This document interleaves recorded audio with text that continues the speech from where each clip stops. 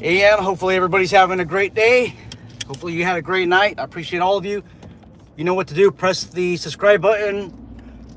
Share these videos with other people. And I know that some of you have been doing that. Thank you so much. I appreciate all of you. Thank you so much for the support. We're at 11,500 something subs, or close to there.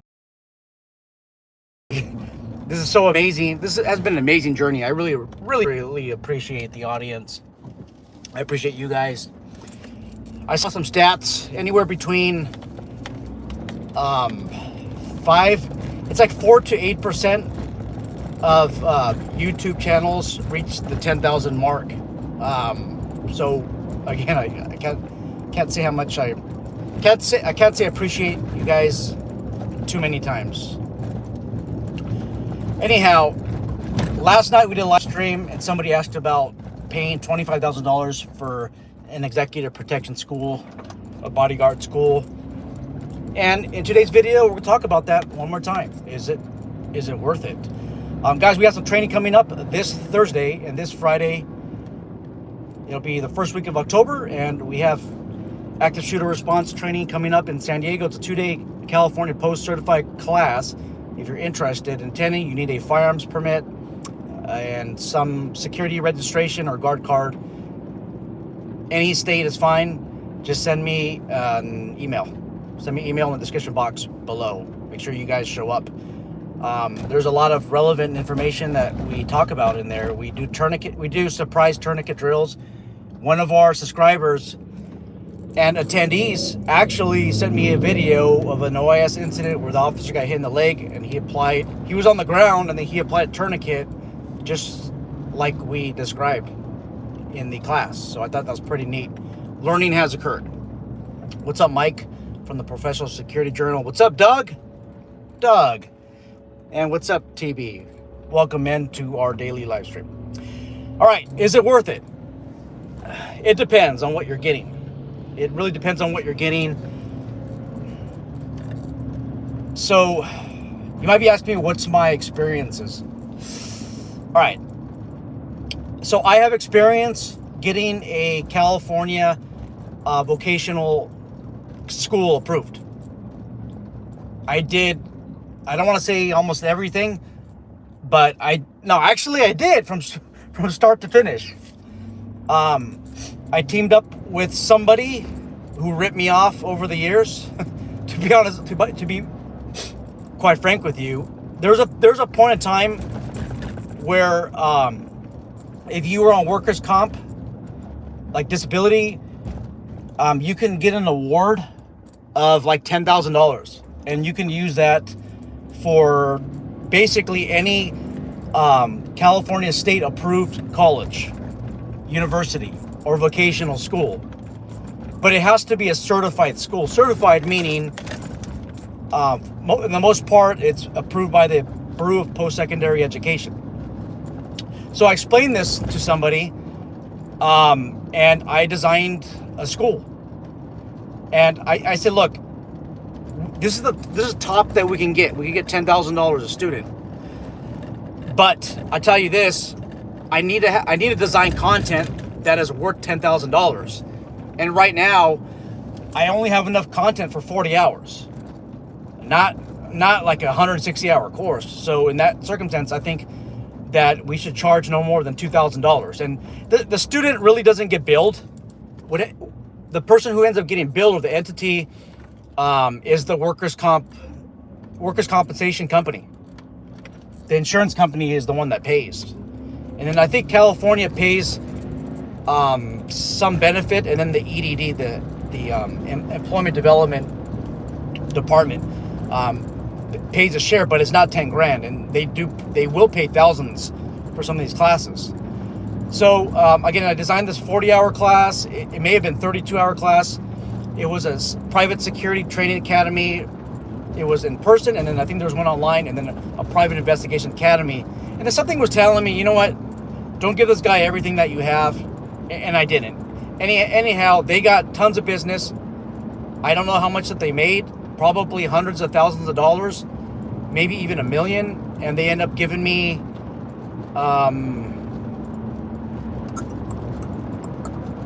I don't know, maybe like $1,000 or $2,000. So I got ripped off. What is the lesson to be learned? Okay, Sean, we just learned that you got ripped off, right? You learned you designed this academy. Well, what we have to learn from it is I get compensation, I designed a course, and I know what the process entails. And basically, what a lot of these companies are doing, and I refuse to do this. I refuse to do this, especially considering that if you're a veteran, you could have used your GI benefits on our school, and that really, really pissed me off, because I know that he was overcharging. He was overcharging for something that we couldn't put out, and all I was capable of at that time was a 40-hour class. I said, give me more time, but he created like a whole month academy out of it. It was a crap academy, right? But anyhow, what I learned is that there's companies that just pack classes. They cram classes into these state certified courses. So for example, for some, there's some EP academies out there. You can use your GI benefits, your workers' compensation, school vouchers, your high value vouchers that are worth like $5,000, $2,500, or $10,000. But obviously, these classes are filler classes. So what they're including is a guard car class, a baton class, firearm permit class, and then in California, you need a total of 40 hours of guard car training. So they include all that at a top premium. And most of this training, all your 40 hours of training, that includes firearm permit, chemical agent. I want to say, with equipment, ammo, more or less $2,000 with licensing fee, everything, $2,000. More or less. Okay. Now, what they're doing is they're packing on classes on the 40-hour classes. So you might get like advanced building searches, vehicle takedowns, executive protection. That's packed onto this class. So what you basically get you're basically packing on 2 weeks of training that's already state mandated, and then I think that's how you're getting the whole month of training. And I think with the VA, if you go to a month of training, there's like cost of living expenses and housing expenses that come with it.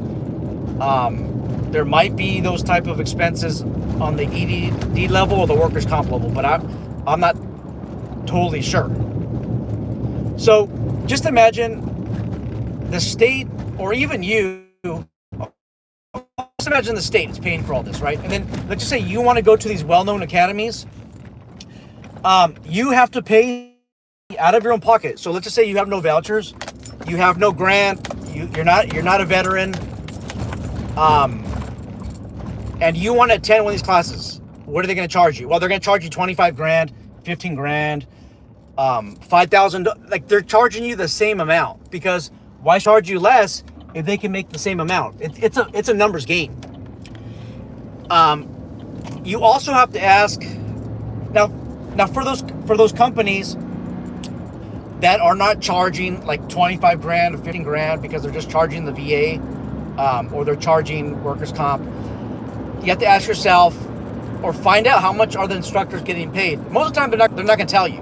And I think it's relevant to how much instructors get paid, because if they get paid good, if they're well compensated, your tuition's obviously going to go high. But that's a good thing, because they're attracting talent, right? You're not getting a crappy instructor for the amount that you're paying. For example, maybe I'm a crappy instructor. I don't know, right? So I work for like maybe 4 different companies. I do active shooter training, de-escalation training for all these different companies. And one company pays me $1,000 a day. Lodging is paid. Mileage is paid. They're also willing to fly me, right? And I think maybe like the Uber Uber's paid too.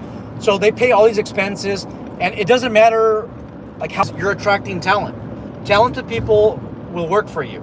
So in that case, you can charge you should be charging a little bit more. Another company I work for pays me $500 a day. $500 a day for training. Miles, snow, lodging, it's been offered. But they're constantly, so in addition to $500 a day, I constantly get equipment. I constantly get gear, and they take good care of me. So what do they do with the price wise? Well, the price, it's factored into instructor compensation. Another company I work for, they pay me $125 an hour. And that includes travel time. Well, travel time, it's half. So it's like $75 an hour to travel, right? But if it takes me 3 hours to drive somewhere, I get 3 hours times $75 an hour. Plus they pay for miles. They don't pay, I don't think that they pay for lodging. Actually, I think that they might, if it's a certain distance away. But again, that company takes good care of me, right? Anyhow, they pay a lot of, the tuition for their classes is a lot of money. But once again, you're getting qualified instructors. All these companies, you'll be surprised on the instructor cadre. Well, you won't be surprised. But you look at their credentials like, okay, this guy has 20 years, 30 years of this much experience. These are the credentials that they have. Okay, I think it might be worth worth attending. Now, for EP schools, you normally have a driving element, right? I think one of the reasons why some of these EP schools charge a lot, especially the driving ones, is because of the venue. Okay, you need to have a fairly decent size track or a parking lot to be doing some of these like J-turns and other driving maneuvers. And there are some entities, again, I can't go to numbers, but the client basically charges them, it was like tens of thousands of dollars over the week to use their super large parking lot. Now, if you only have 20 students, you have to pass on the cost to the students. Plus, you got to pay the instructor. So, a 2-day driving class, you could pay a significant amount of money, right?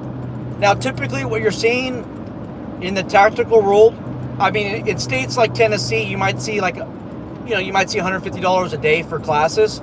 But in the tactical world, you might see an easy $250 a day for classes, sometimes $500 a day or more, depending on the instructor expertise, depending on the venue. Venue matters a lot, guys. When we did some ballistic shield training not too long ago, I believe the company that's hosting it paid, I think it was $400 an hour. Yeah, it was like $400 an hour or something like that. And I think that they charge like $200 a student for just 4 hours. 4 hours at $200 is, it's a hefty price, but where did it come from? It came from the venue. It came from the venue.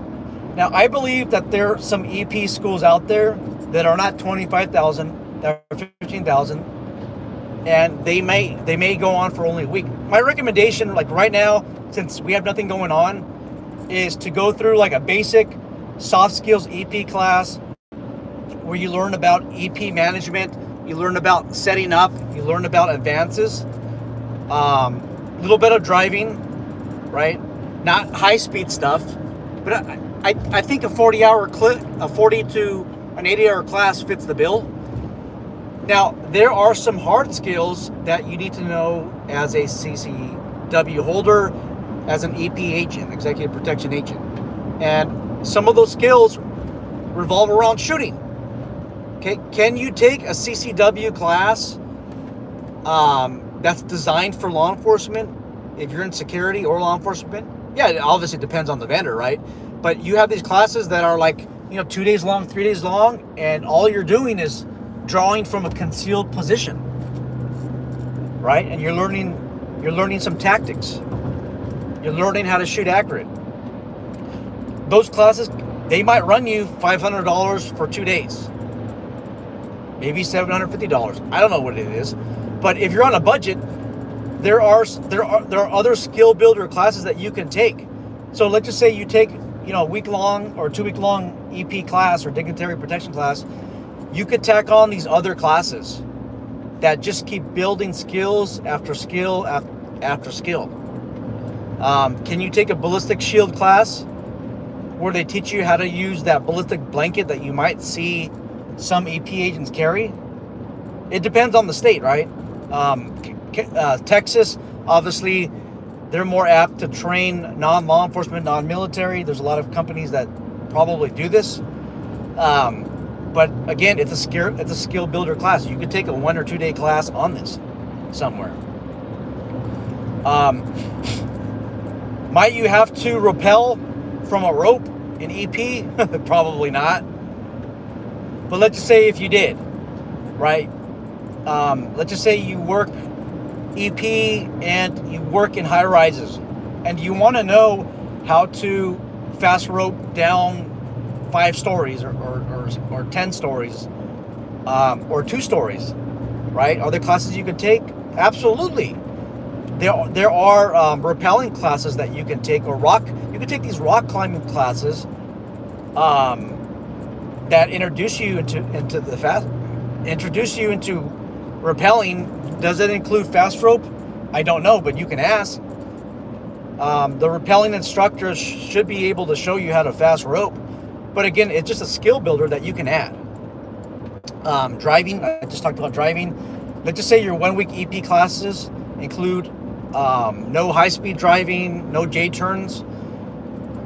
Okay, can you take a 1 or 2 day class, an 8-hour class to tack onto your EP? Yes.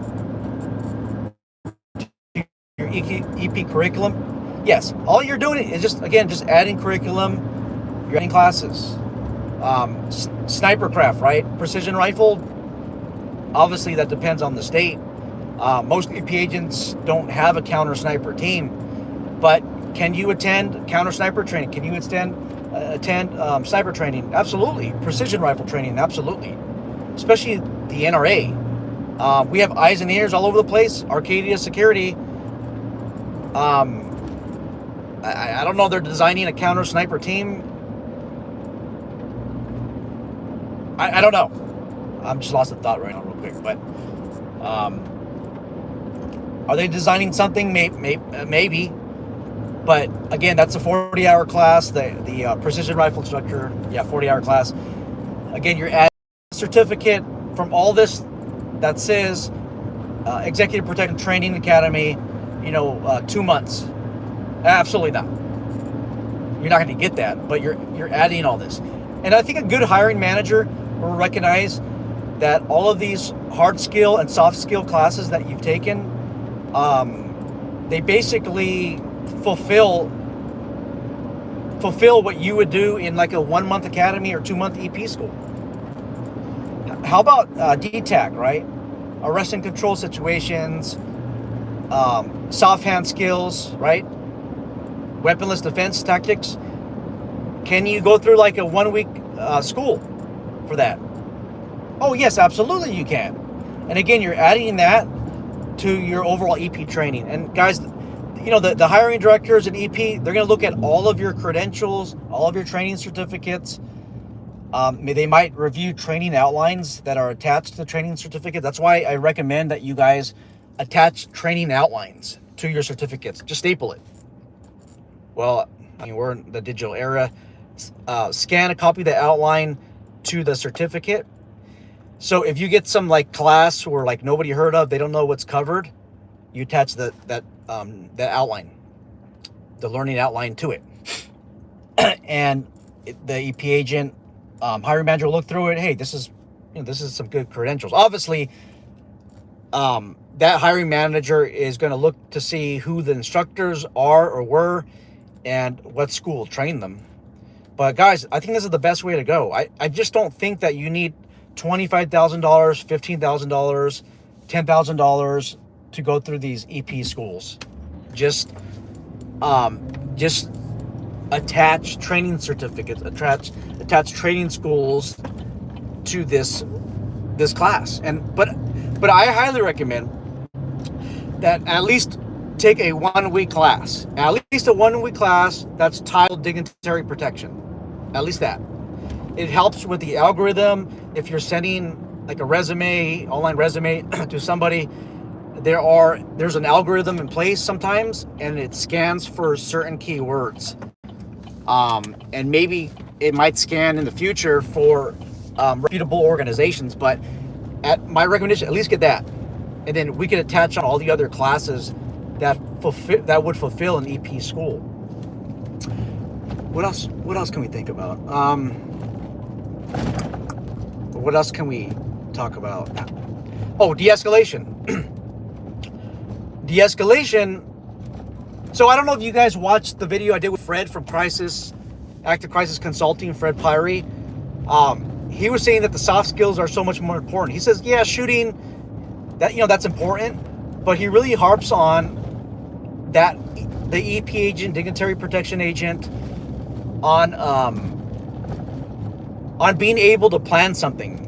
And if you're able to plan something appropriately, you don't have to start using the hard skills, shooting, fighting, because you threat managed the situation, you mitigated the threat, and there's less of a chance that you're going to have to use those hard skills. And if you end up using the hard skills, maybe something in your plan didn't work out, and we need to modify that. Make sure you guys watch the video I did with Fred from Active Crisis Consulting. It is lengthy. If you're on a road trip, if you're on the freeway commuting, make sure that you guys watch it. It's a really good, definitely a really good video. I think it's like 3 or 4 YouTube lives before the one right now. I think I did it like a week ago. Make sure you guys watch it. I'm serious. It's you're gonna learn a lot about EP protection. So that's all I got. Ghosted security don't get paid enough for all the BS. Absolutely not. FCJ's here. Good morning.